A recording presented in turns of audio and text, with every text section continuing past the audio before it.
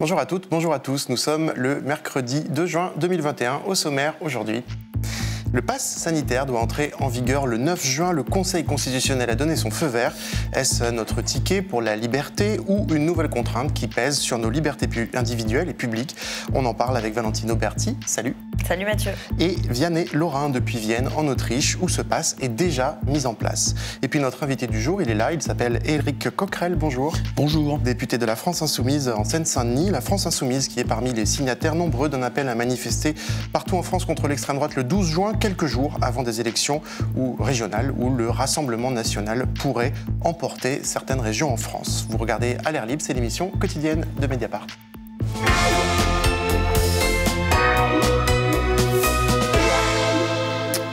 Et avec nous donc sur ce plateau, Éric Coquerel, bonjour. Bonjour.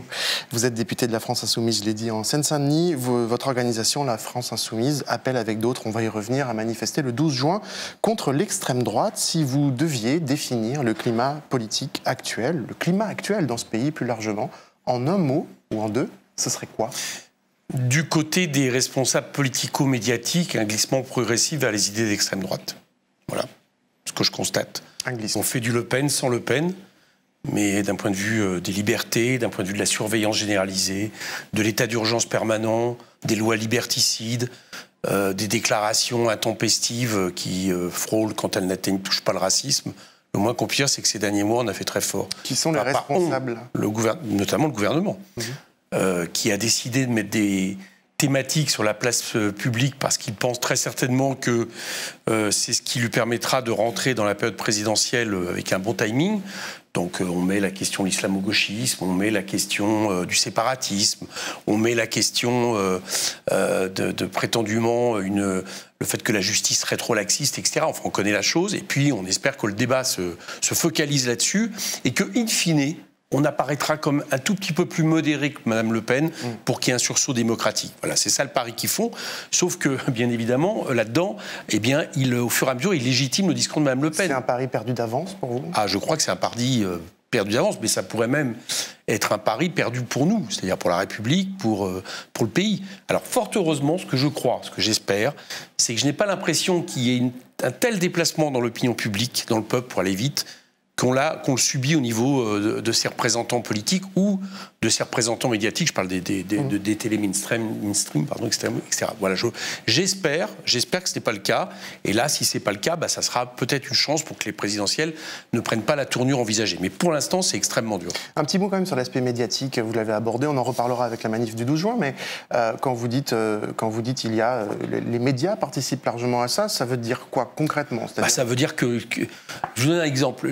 La semaine dernière, j'étais au port d'une entreprise qui s'appelle PPG, ex-Hutchinson à Besançon. Je cite toujours ces exemples parce que c'est une de ces nombreuses entreprises où, pendant le Covid, les actionnaires profitent du Covid pour faire des plans sociaux, licencier des gens. Il y en a 80 000 comme ça de licenciés. Et on nous annonce une crise sociale importante. Alors, on nous annonce une crise sociale importante. Là, c'est 210 salariés sur le carreau d'une entreprise qui fait des bénéfices, qui décide juste d'aller prendre tous les brevets de la boîte et d'aller ailleurs pour continuer son activité.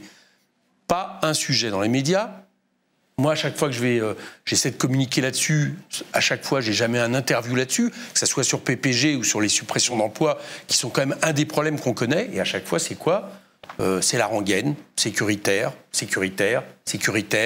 et où on nous demande des comptes, ou avec des journalistes qui sont quasiment partie prenante. Moi, ce matin encore, j'étais sur RFI, où tout d'un coup, j'entends un journaliste qui me dit « Mais France Insoumise, vous avez un problème avec la police ?» Alors je dis de qui vous parlez, avoir un problème avec Alliance n'est pas forcément... Y compris dans le questionnement des journalistes. Y compris dans le questionnement. Donc tout est... J'allais dire qu'on a une espèce de construction idéologique et avec... Alors évidemment, certains vont plus loin que d'autres. Je pense par exemple à CNews. Manifestement, dans CNews, on a aujourd'hui des thématiques qui étaient celles qu'on retrouvait il y a une trentaine d'années dans des arrière-salles de groupuscules néo-nazis où personne n'entendait. Sauf que là, maintenant, c'est devant des centaines de milliers de personnes où des gens... Mais vous allez quand même dans ces médias. Comment ? Vous allez quand même dans ces médias. J'y vais quand même parce que je sais aussi qu'il y a des gens qui regardent. C'est ça le problème. C'est là où ça m'inquiète. C'est que je connais des gens autour de moi qui sont pas gagnés à ça, mais n'empêche qu'ils regardent quand même ces médias, parce que vous avez beau faire, les télés, les chaînes continues, c'est des choses qui vous accompagnent. Donc vous essayez quand même de mettre des angles, quoi. Voilà, vous essayez de les contrer. Enfin, je vais rarement des débats de CNews, mais CNews est le cas extrême. Mais malheureusement, on retrouve cette espèce d'habillage et il suit quelque part le déplacement de nos représentants politiques. Voilà, quand un monsieur Darmanin dit à Madame Le Pen, vous êtes modéré, non pas sur l'islam, vous êtes plus molle. Vous êtes plus molle, mais sur l'islam en général. Imaginez ce qui se passe dans l'Assemblée, c'est exactement ça qu'on subit aujourd'hui. Déplacement. Alors dans ce contexte, vous l'avez abordé aussi, il y a bien sûr la question des libertés publiques. Avec moi sur ce plateau, Valentine Auberti de l'Air Libre. Tu vas nous parler d'un sujet qui fait débat en ce moment, le pass sanitaire. Son principe a été adopté. Oui, le pass sanitaire figurera bien dans la loi dite de sortie de crise sanitaire, présentée par le gouvernement et adoptée par le parlementaire. C'est dans l'article 1er, à compter du 2 juin et jusqu'au 15 septembre, le Premier ministre peut, par décret, imposer aux personnes souhaitant se déplacer de présenter soit le résultat d'un test au Covid négatif, d'un PCR négatif, soit le justificatif d'une vaccination ou encore un certificat de rétablissement à la suite d'une contamination par la Covid-19. Donc très concrètement, on devra fournir, pour entrer par exemple dans un concert de plus de 1000 personnes, puisque la jauge a été fixée à 1000, un papier qui dit qu'on est négatif ou qu'on est vacciné, ou bien un QR code, ça ressemble à un code barre, avec ces infos qui sera scanné à l'entrée de ce concert. Alors le pass sanitaire, il est largement débattu un peu partout. Dans les médias, le gouvernement vante son mérite. Le pass, c'est un sésame vers la liberté. C'est-à-dire que là, on a prévu pour le 9 juin de rouvrir les événements, les grands événements jusqu'à 5000 personnes. Sans le pass, nous ne pourrions pas le faire. Et il rame Cédric O parce que sur les plateaux télé, chacun y va de son Moi, avis. je suis totalement contre le pass sanitaire. On va diviser les Français. Merci. Le bien fondé sanitaire. Je pense pas qu'il y en ait. Ah bon? Moi, c'est réglé. Opposition aussi dans la rue. Il y a 10 jours, cette manif à Paris, confidentielle, 200 personnes à peine, mais bruyante, avec Jean-Marie Bigard, qui ne vient jamais sans sa vulgarité insultante. Ce rassemblement, donc, où la presse a été traitée de collabo. Merci beaucoup, merci de l'accueil. À ce rassemblement, il y avait notamment le vice-président UDI du Sénat, un élu, donc Vincent Delahaye, aux côtés d'Alexandra Henrion-Claude, une généticienne devenue égérie des anti-vaccins, car souvent ça se recoupe. Très clairement, le vaccin montre non seulement son danger, son absence de nécessité et son absence d'efficacité. Alors, au-delà des outrances ici et là, des théories du complot plus ou moins vives, dans le champ politique et universitaire, il y a des voix qui s'élèvent avec des arguments de droit, des arguments juridiques pour alerter sur ce pass sanitaire. Ce qui gêne, c'est d'abord la méthode. Ce pass sanitaire, dont le gouvernement parle pourtant depuis longtemps, n'a pas été inscrit dès le début dans le projet de loi, mais inséré via un amendement en séance. Vous y étiez, j'imagine, pendant que c'était débattu. Ce qui pose problème, selon la professeure de droit qu'on a interrogée, Stéphanie Hennette-Vaucher. Il n'y a pas d'étude d'impact.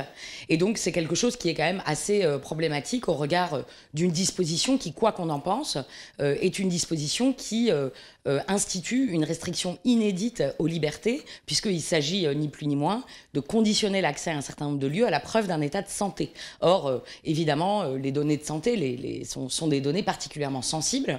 Et c'est très frappant qu'une instance comme la CNIL, par rapport à une restriction aussi inédite qui tombe pile dans son champ d'exercice, n'ait pas été mobilisée avant une date très tardive dans le processus parlementaire. Et ça, vous pensez que c'est à dessein ? Je ne sais pas si c'est à dessein, en tout cas c'est véritablement typique du gouvernement par l'état d'urgence, où on voit sur d'autres sujets, sur les questions de prolongation de l'état d'urgence par exemple, il a fallu que le président de la CNCDH et puis la défenseur des droits manifestent leur consternation au fait d'être laissé de côté de toute une série de discussions. On voit que le gouvernement agit vraiment de manière très solitaire. C'est vraiment l'état d'urgence, concentration du pouvoir exécutif et mise de côté de beaucoup d'instances de conseil, notamment en matière de droits et libertés. Ça, c'est sur la forme. Sur le fond, elle déplore que dans la loi ne figure aucun aspect concret, technique de la mise en place du pass sanitaire, aspect concret derrière lesquels se cache un enjeu politique. Le gouvernement expliquait dans l'exposé des motifs qui accompagne l'amendement qu'il y aurait probablement une jauge à 1000 personnes, mais cet élément de précision n'a jamais pu être inséré dans la loi, en dépit de nombreuses initiatives de parlementaires en ce sens. Il y a d'autres propositions qui ont été faites, un critère de densité, des critères selon que le rassemblement a lieu à l'intérieur ou à l'extérieur. Toutes ces précisions ont été rejetées. Donc on reste avec un texte de loi qui fait référence, par exemple, à des activités de loisirs sans qu'on sache exactement ce à quoi ça correspond. Côté politique, donc, des députés dont votre groupe à l'Assemblée, Éric Coquerel, ont fait un recours au Conseil constitutionnel pour pointer les imprécisions et les ambiguïtés du texte voté. Recours en partie balayé. Le Conseil constitutionnel valide à peu près toutes les dispositions de la loi, sauf un point sur lequel il émet une réserve d'interprétation, demandant que s'agissant des données transférées, il faut retirer du système de données de santé les coordonnées des patients, c'est-à-dire le numéro de téléphone ou mail, décision qui déçoit la Ligue des droits de l'homme. D'une part parce que c'est une source de discrimination, et d'autre part c'est parce que l'ensemble avec Stop Covid ou Tous Anti-Covid, c'est donner l'habitude aux gens de se faire surveiller volontairement. Donc pour nous c'est un problème. Vous êtes déçu par la décision du Conseil constitutionnel ? Ah oui, complètement, oui, tout à fait. Le fait que les données de vaccination soient intégrées dans le SNDS, donc le Système national de données de santé, le fait que normalement la CNIL avait demandé que les données soient effacées au bout de 3 mois ou à la fin de la pandémie, et là le Conseil constitutionnel valide l'intégration dans le système de données de santé pour 20 ans. Alors, la décision du Conseil constitutionnel, elle se situe dans la lignée de celle du Conseil d'État qui se sont succédées depuis un peu plus d'1 an et demi, tendant à valider les décisions de l'exécutif. Ce qui fait dire à notre professeur de droit, Stéphanie Hennette-Vauchez, que ce gouvernement sous état d'urgence n'est pas anodin. Le Conseil constitue s'habitue finalement à ce gouvernement sous état d'urgence ? Je ne sais pas si le Conseil constitutionnel s'y habitue plus que d'autres. Je crois que, en fait, ce dont il faut bien prendre conscience lorsque on va vers 18 mois d'état d'urgence sanitaire, seulement 2 ans après avoir déjà eu 2 ans d'état d'urgence sécuritaire, c'est qu'en réalité, tout le monde s'habitue au gouvernement par l'état d'urgence. Vous acquiescez. Vous vous y habituez, vous aussi ? Non, on ne s'y habitue pas. Est-ce que les institutions manquent de vigilance ou de clairvoyance sur ce genre de recours ?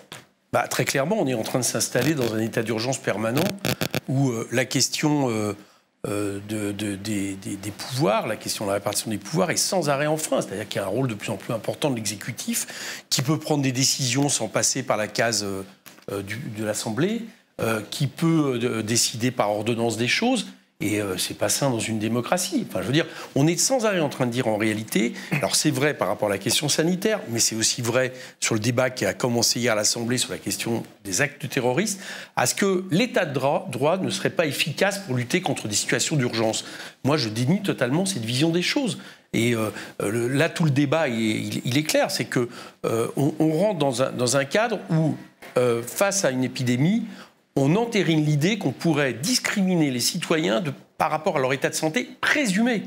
Parce que le fait que vous ayez fait un vaccin, moi je suis pour les vaccins, donc c'est pas un problème d'être anti-vaccin, mais on sait aujourd'hui que le vaccin, par exemple sur le Covid, ne veut pas forcément dire que vous ne pouvez pas transmettre le Covid. Ça, c'est à peu près un avis global.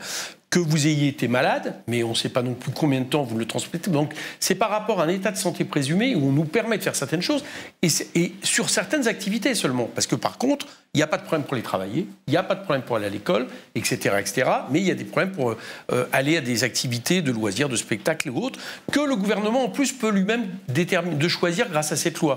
Alors le Conseil constitue a quand même limité les choses, c'est-à-dire qu'il a précisé que les activités de loisirs excluaient les activités politiques, syndicales et culturelles. Sûrement, sauf que là, il y a un meeting, j'espère que le référé va gagner, on a un meeting pour les régionales, où tout d'un coup, sur décision d'un décret, on nous interdit de faire un meeting en plein air, qui n'a pas de caractéristiques différentes d'un meeting syndical à Montreuil avec Clémentine Autain, et c'est tout d'un coup une décision qui vient comme ça d'un décret qui est lié à ces lois d'exception. Donc tout ça est quand même très inquiétant, et moi je crois qu'on ne doit pas s'habituer à ça. Alors, je le dirais d'autant plus, c'est que sur la question de la santé, je ne sais pas si vous avez regardé le cache investigation de vos confrères de France Télévisions la semaine dernière, sur la façon dont, par exemple, dans les pharmacies, sans même qu'on le sache, on transfère des données personnelles de santé dès lors que vous êtes lié à la société Equivia et que vous apprenez que depuis des années, on est fiché comme ça, personnellement, en termes de santé. Tout ça ne me rassure pas quand on met en place un tel système. Alors, ce pass sanitaire, on va faire un détour par un autre pays européen. Il entrera en vigueur le 26 juin dans l'ensemble des pays de l'UE. Il est très discuté chez nous, on l'a vu. Moins dans d'autres pays qui l'ont déjà mis en place. C'est le cas de l'Autriche. On a voulu voir comment ça fonctionne là-bas. Et pour ça, on va retrouver notre journaliste sur place, Vianney Laurin. Salut. Salut. Vianney, le quotidien des Autrichiens a un peu changé depuis 2 semaines. Ils ont le pass sanitaire. Comment ils vivent cette contrainte ? Oui Mathieu, depuis le déconfinement le 19 mai, tout ou presque a rouvert. Les Viennois ont pu retrouver leur café, mais un nouveau rituel a fait son apparition. Oh, hallo. Hast du einen Test mit, ja? Ja. Ja, okay. Super, sehr gut, okay. Und am Tisch dann bitte registrieren, gell? Ja. Okay, gut. Pour pouvoir commander un café, il faut prouver que l'on est soit vacciné, soit récemment rétabli du Covid, soit testé, des contrôles qui ne sont pas insurmontables pour ce gérant. Wir stimmen wirklich vielen Dingen Restriktionen zu. Hauptsache, wir können endlich öffnen nach 6,5 Monaten Pause. Und es ist uns wirklich gelungen, das durchzuziehen. Ich sehe überhaupt keine Nachteile und es ist wirklich ein schnelles, also ein Kellner kontrolliert, ich kontrolliere. Also es hat überhaupt keinen Nachteil. Die Leute machen es automatisch, fühlen sich dadurch auch sicher. Das muss man ja auch sagen. Wir müssen mit dem Virus leben. Das hätten wir alle schon früher haben können. Mit solchen Regeln auf alle Fälle. Also ganz aufsperren ohne Regeln ging ja nicht. Alors cette obligation, elle s'applique également dans les théâtres, les cinémas ou encore dans les salles de sport. Elle est présentée par le gouvernement comme la première étape du pass sanitaire, une mesure à laquelle les Autrichiens se sont bien habitués. Il faut dire qu'un test négatif était déjà obligatoire avant le déconfinement pour se rendre chez le coiffeur par exemple, d'où le pragmatisme dont les Viennois font preuve aujourd'hui.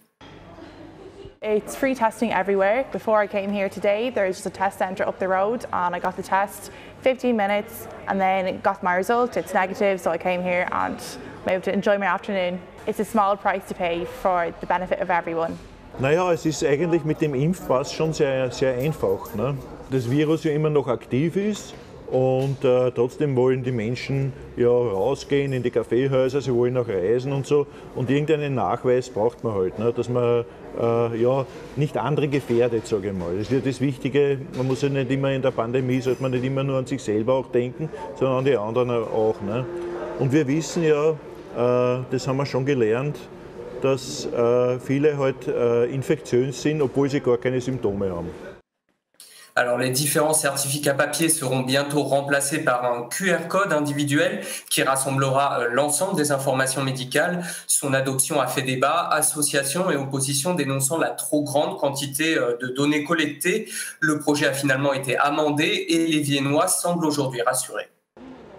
Ich finde, die Leute geben ja prinzipiell viel über sich selbst preis, egal ob im Internet oder wenn man sich so wo anmeldet. Also denke ich mir, für das kann man schon seine Daten freigeben, finde ich persönlich. Aber es ist für jedem selber die Entscheidung. Sie sich auch bei Facebook und bei WhatsApp anmelden und Millionen von Menschen, Milliarden von Menschen dort eigentlich keine Datenschutzprobleme haben, sondern das Datenschutzproblem eigentlich nur immer beim Staat sehen, wo ich meine Daten eigentlich besser aufgehoben sehe als bei Facebook oder Google. L'entrée en vigueur du QR-code, initialement prévu pour vendredi, vient d'être décalée à la mi-juin. Délai nécessaire pour ajuster techniquement le système. Début juillet, le pass sanitaire européen devrait en effet permettre de faciliter les voyages entre les États membres. Merci Vianney. Tu es en Autriche, à Vienne. On te lit bien sûr sur Mediapart. Éric Coquerel, une réaction. Je vous ai vu réagir de façon diverse. Oui, je réagis parce que c'est exactement ce qu'on a dit, ce qui allait se passer. C'est-à-dire qu'en Autriche, vous voyez, c'est dans les magasins, dans les commerces, dans les cafés. Et nous, ce qu'on a dit, c'est qu'à partir du moment où on va adopter ça. Au départ, c'était prévu entre les frontières.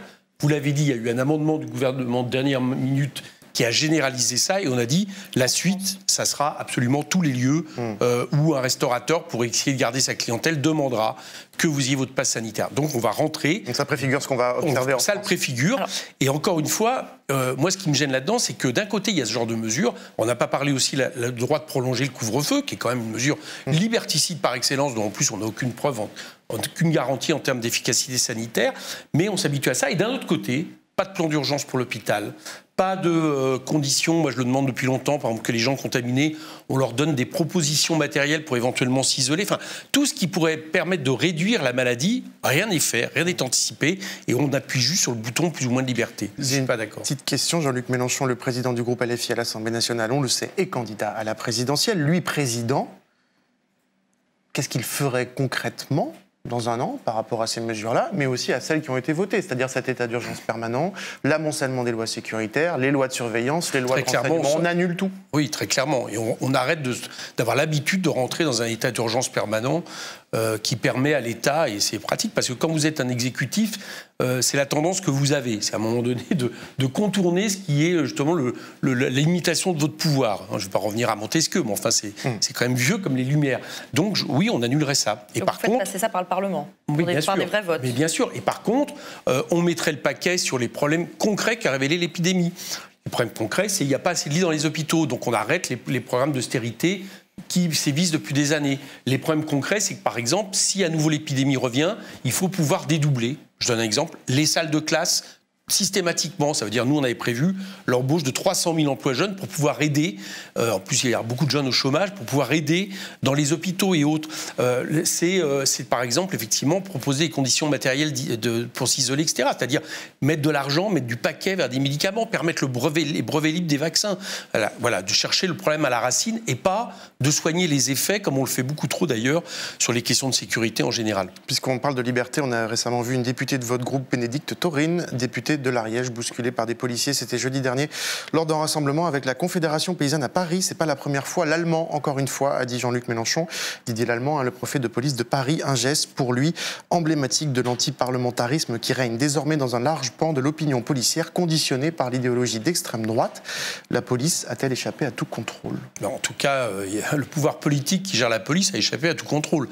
Parce que vous citez Monsieur Lallemand, il a fait exactement la même chose avec mon collègue Loïc Prudhomme il y a quelques mois de ça à Bordeaux, qui s'est reçu un coup d'un policier et il a dit en gros c'est bien fait. Et moi j'ai interpellé, je l'ai vu personnellement, l'Allemand lors d'une visite du Premier ministre à Saint-Denis et je lui ai dit mais vous pensez quoi? Il m'a dit mais vous n'avez pas à attendre de mansuétude, il n'y a pas de privilège, etc. J'ai dit d'accord, donc quand vous êtes élu, tout ce qui normalement dans le bloc de constitutionnalité fait que justement vous représentez la souveraineté populaire, la République, et qu'à partir de là, on ne peut pas faire entrave à votre action à partir du moment où on est dans le cadre politique. Bon, et le cadre politique, elle l'était, puisqu'elle était en soutien, de mobilisation, et ben tout ça est envolé. Mais c'est au secours, quoi. Vers où va-t-on? Surtout qu'on le voit sur les images, elle est ciblée, c'est-à-dire le policier revient et la cible personnellement.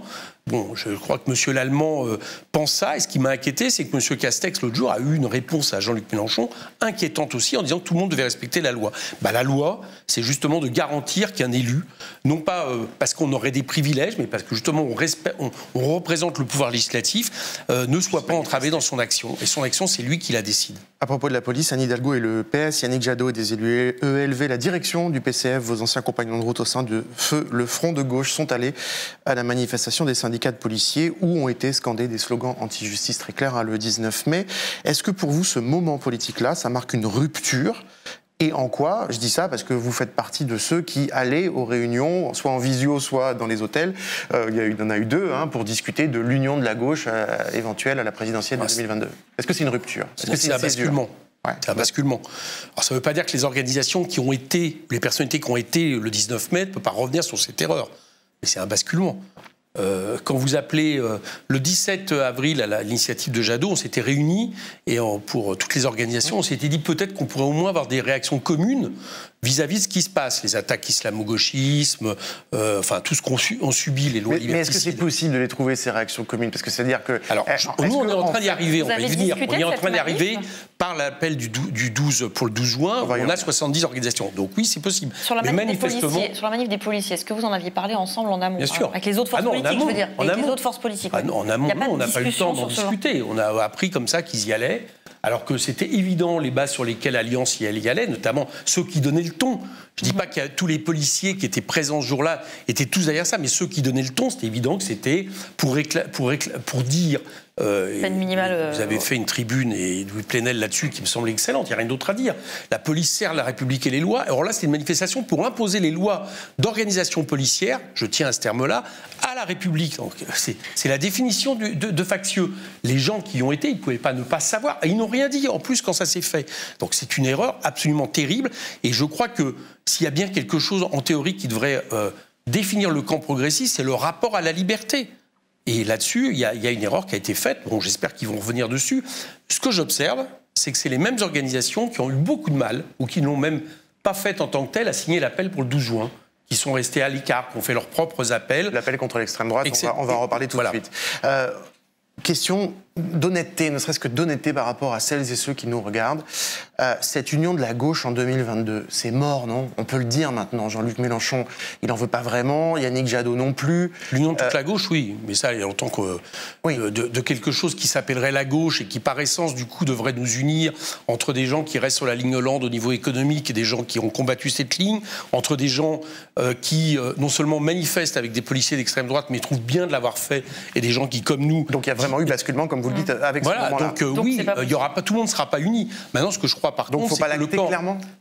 Mais je pense qu'il n'y aura pas de troisième réunion, si vous voulez savoir. D'accord. Bon. Mais par contre, ce que je crois, c'est qu'en réalité, on va dire le camp, entre guillemets, qui s'est accommodé du libéralisme et qui a l'air de s'accommoder un peu aussi de l'autoritarisme, est très minoritaire à gauche.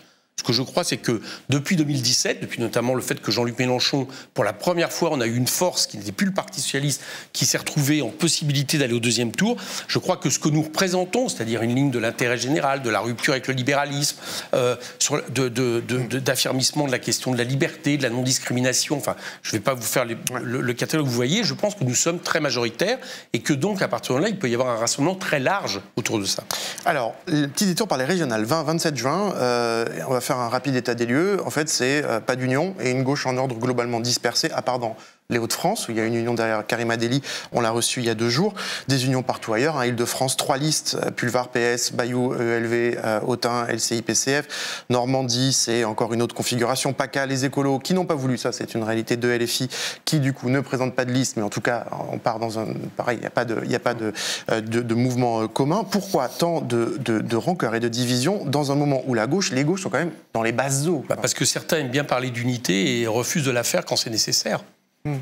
Parce que ça ne vous entraîne pas tous quand même dans une forme de catastrophe. Si, mais enfin sur les régionales certainement, mais là pour le coup c'est pas les filles qui se retrouvent en accusation, parce que nous on a considéré que sur les régionales il y avait des lignes de désaccord qu'on avait au niveau national qui ne se reflètent pas dans les régionales parce que c'est pas les compétences des régions, et qu'à partir de là il était possible de s'entendre sur quelques points avec, si ce n'est l'entièreté des forces de gauche, mais enfin toutes celles avec qui on pouvait du coup installer un rapport de force et permettre une unité, ce qu'on a fait en Hauts-de-France. En Hauts-de-France, tout le monde le sait, c'est nous qui avons permis l'unité derrière Karima Deli. À un moment donné, on a fait ce choix-là.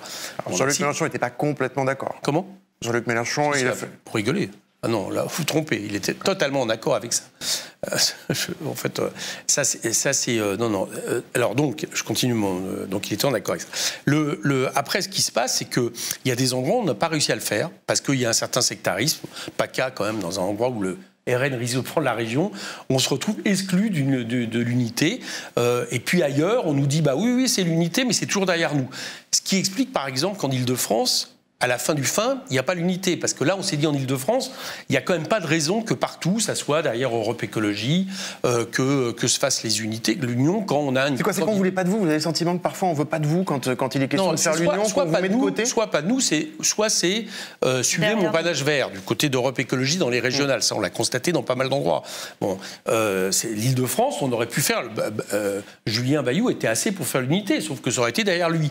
Or, en Île-de-France, il se trouve qu'il nous semblait qu'avec Clémentine Autain, avec le rassemblement qu'on avait commencé à faire avec le Parti communiste, avec d'autres forces, je pense au Parti animaliste et autres, on avait la légitimité de dire, bah là au moins, vous voulez faire preuve d'unité, là au moins dans cette région, admettez qu'on soit tête de liste. Alors du coup, la conséquence, c'est qu'on a des élections régionales, qu'on va avoir un premier tour, puis un deuxième tour. On a le Front National, le Rassemblement National, en capacité de l'emporter dans plusieurs régions. On peut dire PACA, Bourgogne, Occitanie, Hauts-de-France, on verra bien, mais en tout cas dans plusieurs régions. On se rappelle de 2017, le soir du premier tour, et puis un peu plus tard dans la semaine, Jean-Luc Mélenchon qui finit par dire qu'il ira voter, il ne votera pas pour Marine Le Pen. On n'a pas d'appel explicite à voter pour Macron. On peut dire que la suite peut-être a pu lui donner raison, mais en tout cas, ça c'est un commentaire. Mais est-ce que cette fois, face à une situation où on a plusieurs régions qui peuvent devenir gérées par le Front National, on aura un message plus clair? La question, c'est est-ce qu'on pense que par exemple, le retrait de listes de gauche dans des endroits où le Rassemblement national menaçait, est-ce qu'on pense que sur le long terme, je veux dire, c'est quelque chose qui ralentit les idées d'extrême droite? Est-ce qu'on pense par exemple que ça a évité que les Républicains s'extrémisent de plus en plus dans ce qu'ils avancent à l'Assemblée? Que le gouvernement suive cette extrémisation ou la devance. Autrement dit, est-ce qu'il ne faut pas en passer par une région en tout cas, à mon avis, je pense que votre réponse c'est oui. Une erreur à chaque fois de se retirer au nom d'un front républicain par rapport à certains moments à des listes, par exemple de LR. Parce que c'est blanc-bonnet, bonnet blanc. PACA, par exemple. Excusez-moi, quand j'entends M. Ciotti à l'Assemblée nationale expliquer que le port du voile signifie le terrorisme, je cherche la différence qui me donnerait la conviction de dire... Et du coup, ça rend la situation d'autant plus compliquée au moment de faire de l'analyse et de se prononcer. Et en plus de ça, il n'y a pas eu, dans les dernières élections, si vous regardez bien, quand la gauche s'est quand même maintenue dans des triangulaires, ça n'a pas donné la victoire au LR. Donc, pardon, pour être sûr de bien comprendre, ça veut dire pas de retrait automatique. Moi, je ne suis pas dans toutes ces listes. Mais moi, je ne serais pas pour un retrait automatique au deuxième tour. En cas de si la gauche est en qualification d'être au deuxième tour. Oui, ça, je ne serais pas d'accord, parce que je pense qu'à long terme, vous envoyez un message terrible. Donc tant pis pour le court terme, on travaille pour le long terme. Mais en plus de ça, pour le court terme, je ne suis pas sûr que ça soit perdant, parce que je ne suis pas sûr aujourd'hui, justement, prenons 2017, ce qui s'est passé. 2017, contrairement à ce qui a été dit, on a quand même dit dans la semaine, tous, pas une voix pour oui, ça a été dit. Qui était quand même une indication de ce qu'il fallait faire. Aujourd'hui, sans même qu'on donne des consignes de vote, chacun sait que beaucoup de gens n'iront pas voter cette fois-ci et mettre un bulletin de vote Macron, si jamais, et j'espère que ça ne sera pas le cas, parce que j'espère bien que ça sera Jean-Luc Mélenchon, si jamais c'était le même duel. Mais c'est la même chose. Non, ce ne sont pas les mêmes élections. C'est un second tour avec un duel. Là, on parle de régional. J'ai bien compris, mais je vous réponds. C'est la même chose au régional. Si vous pensez qu'au deuxième tour, si la gauche est en état de se qualifier des listes, on peut à peu près se sentir un peu plus proche que des listes républicaines ou RN. Si elle ne se présente pas, si vous pensez que l'électorat de gauche va forcément aller au secours... Non, bien sûr. Voilà, la question, elle est là. C'est une info de dire on peut se maintenir... moi, je pense qu'il faut se maintenir, parce qu'à long terme, laissez penser que la seule alternative au RN dans ce pays, c'est soit des listes droite seule, soit droite avec En Marche. Je pense que c'est pas bon pour la suite. Alors, avant les régionales, il y aura le 12 juin. Ce jour-là, plusieurs organisations, collectifs, Attaque, Alternativa, Oxfam, la Ligue des droits de l'homme, je ne les cite pas tous, syndicats, CGT Solidaire, Médias, même, Regard, Politis, le Média, appellent à une journée nationale de mobilisation pour les libertés et contre l'extrême droite. On trouve cet appel en ligne sur le site appelpourleslibertés.com. On y lit. Depuis maintenant plusieurs mois, nous constatons un climat politique et social alarmant, s'allier avec l'extrême droite, où reprendre ces idées ne constitue plus un interdit. Vous dénoncez collectivement un climat de haine raciste, attentatoire aux libertés individuelles et collectives. Qu'en attendez-vous concrètement? C'est-à-dire, est-ce que c'est le point d'appui en sortie de pandémie vers autre chose? J'attends qu'on se ressaisisse. Oui. Voilà, ça part de là. Vous savez, c'est avec l'idée a été lancée avec Thomas Porte, porte-parole de Génération et moi-même. On n'arrivait pas à faire un accord entre organisations parce qu'à un moment ça bloquait, on s'est dit bon, on va passer par les personnalités et ça a décoincé tout. Et après les organisations ont brillé. Voilà. Et pourquoi on s'est dit ça avec Thomas, c'est que on voyait chaque semaine des événements. Ça a été l'islamo-gauchisme de Madame Vidal, ça a été les réunions... non mixtes, et on a vu une réponse à la fois soit tétanisée, soit divisée. Voilà, soit divisée en plus avec des gens qui laissent un responsable de droite appeler à la dissolution d'un syndicat, ce qui est quand même dans l'histoire, si vous regardez dans l'histoire, ça s'est quand même fait que sous les États fascistes, quasiment, bon, et sans qu'il y ait de réaction, ou au contraire, comme vous dites, certains qui disent « ah bah oui, mais quand même, ils l'ont bien cherché ». Après, ça a été l'appel des généraux, et là, on s'est dit, c'est pas possible. Faut au moins que les gens qui ont envie de dire, mais on existe, on est là. Nous aussi, on est nombreux par rapport à ça, le fassent. Et heureusement qu'on l'a fait, d'ailleurs, parce qu'on n'avait pas prévu, à ce moment-là, qu'il y aurait le 19 mai. C'est-à-dire un appel pour faire pression, en gros, sur la République, sur des bases qui sont justement les bases que nous dénonçons.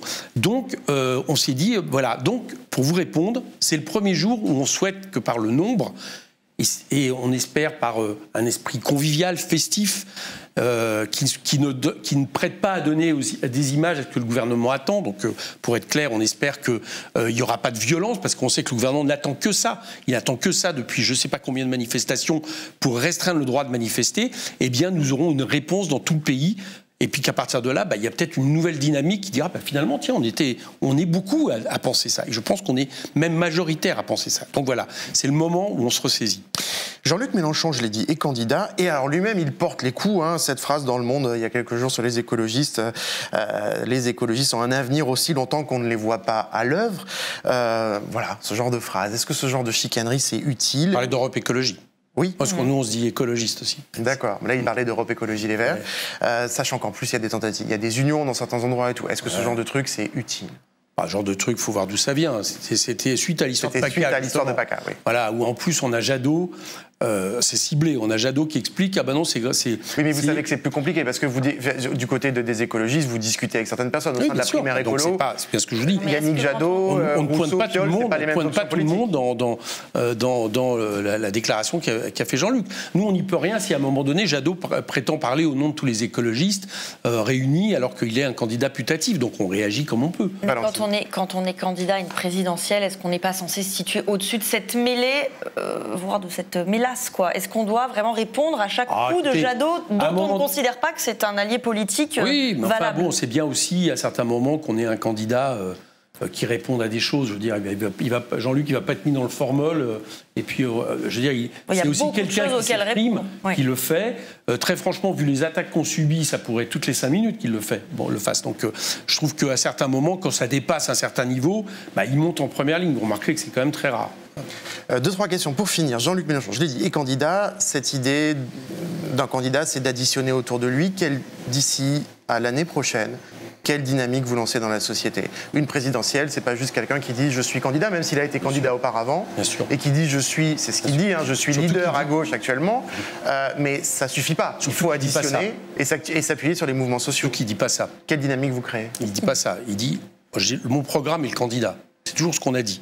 On pense, nous, que c'est pas vrai. Les gens votent pas comme ça, c'est pas des questions d'ego, les gens votent pas. Dans la Ve République, la personne qui l'incarne a de l'importance, bien sûr. C'est ce qu'on appelle la fonction tribunicienne. Mais n'empêche, s'il n'y a pas un programme qui est lié à ça, qui donne envie aux gens de se déplacer, de bouger pour ça, ça n'existe pas. Donc d'abord, il dit le programme. Donc c'est d'abord autour de notre programme qu'on espère le faire. Sur les mouvements sociaux. Ça, c'est la première chose. La deuxième chose, c'est justement, nous, on appelle depuis longtemps une grande fédération populaire, c'est-à-dire un espèce de front très large. On me dirait, le 12 juin, il ressemble un peu quand même. C'est la première fois qu'on arrive à le matérialiser, qui donne à voir justement une volonté d'une force de reprendre son destin en main et qui passe par les syndicats, les associations, les collectifs, les formations politiques. Voilà, c'est ce qu'on espère faire. Vous remarquerez qu'en 2017, c'est qu'on y est parvenu. C'est nous qui avons les plus grands rassemblements, la plus grande implication citoyenne, le plus grand nombre de groupes d'action. Et c'est d'ailleurs pour ça que j'espère qu'on pourra avoir une campagne normale, parce que nous sommes une force, normale à gauche, en général c'est ça, où on a besoin de cette dynamique, et c'est là-dessus qu'on compte. Plus le fait, et c'est ce que j'espère, je le dis très clairement, j'espère que des gens comme Sandrine Rousseau, j'espère que des gens comme Génération, j'espère comme d'autres, je ne vais pas égrener les forces politiques, des syndicalistes, vont nous rejoindre, des associatifs, pour justement porter ça. Mais bien sûr, je l'espère, parce que on voit bien que la situation ne pourra être dénouée que par cette question... d'alternatives politiques en 2022, même si en même temps, il faut des mobilisations, il faut les deux en même temps. Une dernière question. Jean-Luc Mélenchon, c'est un tribun, vous l'avez dit, il parle haut et fort, ça on le sait. Ça peut aussi le desservir parfois. On se rappelle de cette perquisition très musclée dans les locaux de la France Insoumise en octobre 2018, à la suite de laquelle Jean-Luc Mélenchon a été condamné à 3 mois d'emprisonnement avec sursis et 8 000 € d'amende pour rébellion, provocation directe à la rébellion et intimidation envers des magistrats et des dépositaires de l'autorité publique. Jean-Luc Mélenchon, il a parlé à cette occasion de jugement politique. Il a dit qu'il regrettait d'avoir crié ce jour-là. Bon, il n'a pas juste crié, il a quand même aussi bousculé un procureur physiquement, ce qui n'est pas anodin. On ne va pas refaire le film de cette histoire, on la connaît. On s'est fait bousculer, ouais. Bon, en tout cas, il a de fait poussé, c'est pour ça aussi qu'il a été condamné. Mais est-ce que vous comprenez que certains électeurs, puisque vous parliez justement des gens qui pourraient vous rejoindre, que certains électeurs qui pourraient être d'accord avec Jean-Luc Mélenchon, se pose des questions sur ce type de réaction, sur ce que ça veut dire d'élire une personne qui est capable de ça avec les pleins pouvoirs de la Ve République, même s'il veut en faire une 6e. Dans les années 80, avant que la gauche arrive au pouvoir, il y a eu à un moment donné, la plupart des députés socialistes d'alors, il y avait Fabius qui ont défendu des radios libres. Je peux vous assurer que c'est marrant de regarder les images de confrontation à la police. Ils étaient encore bien plus vigoureux que ce qu'on a eu à faire vis-à-vis d'une perquisition. On ne pensait pas, très franchement, quand Jean-Luc dit qu'il le regrette, c'est qu'on pensait que ce qui prédominerait à un moment donné, notamment dans le camp de la gauche pour aller vite, c'est le fait qu'un parti, principal parti d'opposition à Macron, reçoive une perquisition avec 100 policiers dans tous les endroits. Nous, on s'est fait perquisitionner au parti de gauche. Il y a des gens qui étaient assistants avec gilet pare-balles, etc., comme si on était des terroristes dangereux pour des questions je rappelle, de financement qui avait été validé au départ. Donc on ne pensait pas que... on pensait qu'il y aurait une réaction première, certains l'ont eu, hein. Je note par exemple le NPA, tout de suite dit, c'est pas normal qu'il y ait ça, on pensait que ça allait l'emporter. On s'est trompé. C'est-à-dire ce qui a prédominé, c'est la réaction qu'on avait de sentiment d'injustice sur ce qui était en train de se passer. Mais ça va au-delà de ça. C'est-à-dire, la question, c'est de savoir est-ce qu'on peut confier les clés à quelqu'un qui peut avoir ce genre de réaction. Je vous dis, dans le système de la Ve République, qui est complètement vertical. On a confié les clés de la Ve République à des gens qui, dans les années 70-80, ont fait des démonstrations encore beaucoup plus, virulentes vis-à-vis de la police. On leur a confié les clés. Et moi, très franchement, ça ne me dérange pas qu'à un moment donné, un président de la République, surtout qu'à partir du moment où il est pour la 6e République et de faire en sorte d'en finir avec la monarchie présidentielle, soit quelqu'un de caractère et qui le montre, que je sache qu'il n'y a pas eu de violence de notre part. Je crois que ce qui vient de se passer le 19 mai, c'est-à-dire le fait que Jean-Luc Mélenchon soit un des seuls responsables avec son mouvement et avec nous-mêmes, du côté de ceux qui justement défendent l'état de droit, défendent la justice par rapport à des policiers qui demandent des comptes à la Constitution, je crois que c'est ça la véritable nature du mouvement que nous sommes, et non pas des images où on nous perquisitionne au petit matin et on a perquisitionné juste avant le responsable de notre mouvement sans aucun ménagement. Valentine, question. Non, mais je m'interroge sur le fait que vous disiez on n'aurait pas dû laisser monter quotidien. Ce qui pose problème, c'est les images ou c'est les gestes ? Non, c'est pas ça, c'est pas le problème des images. C'est le fait qu'après, si vous voulez... Je comprends qu'elle soit dévastatrice, mais bousculer, tutoyer un procureur et des policiers... Enfin, ils nous ont... Non, mais attendez, juste avant... On les a vus en entier, donc il n'y a pas de problème. Non, on les a visionnés après en entier. Mais on n'a pas tout ce qui précède avant. On n'a pas tout ce qui précède avant ou ce qui a été suivi. Non. Vous me dites, le procureur, là, bon, j'étais là, il faut arrêter de dire bousculer, d'accord ? Donc, non, mais j'étais là. Je sais que juste avant, par contre, on a des militants qui ont été poussés par terre, qui se sont payés après des blessures, etc., qui sont été faites sur le moment. Absolument. Donc, et ça, au moment où ça passe et ça tourne en boucle, c'est pas les images qu'on voit. Donc, on n'a pas les images de policiers en gilet pare-balles qui arrivent le matin. Donc le cadre global, les images parlent. On s'est fait piéger on s'est fait piéger. Je veux dire par là, on n'a pas eu la compréhension de ce qu'elle allait faire. Ok, d'accord, pas de problème. Mais je dis qu'entre notre réaction d'incrédulité et de colère, enfin de colère, et que je continue à penser mesurer par rapport à ce qui nous arrivait, et ce qui a été, je pense qu'il y a un décalage absolument terrible. La preuve, c'est qu'on l'a subi, on ne peut pas dire l'inverse, on a subi les conséquences de ça. Encore une fois, je crois que ce qu'il faut voir, c'est qui est de quel côté de l'état de droit, qui est de quel côté de la justice dans la réalité des choses, etc. etc. Bon, mais rassurez-moi, on peut être radical et bonhomme. Oui, mais on peut être aussi en colère des fois. On peut être aussi en colère. Et Jean-Luc Mélenchon est injusticiable comme un autre. Comment ? Et Jean-Luc Mélenchon est injusticiable comme un autre. Alors, Jean-Luc Mélenchon est injusticiable comme un autre, mais non, on va revenir à l'histoire de Bénédicte Taurine. À un moment donné, d'accord ? Effectivement, on incarne aussi, c'était la fameuse phrase « ma parole est sacrée » que tout le monde a compris, comme moi, Jean-Luc Mélenchon, ma parole est sacrée, qui faisait référence simplement aux représentants du peuple dans la Rome antique, où parce qu'on était représentant du peuple, justement, bah oui, on avait un certain respect à avoir des autres formes de pouvoir, et notamment de la part de la police. C'est ça qui vous l'ai dit.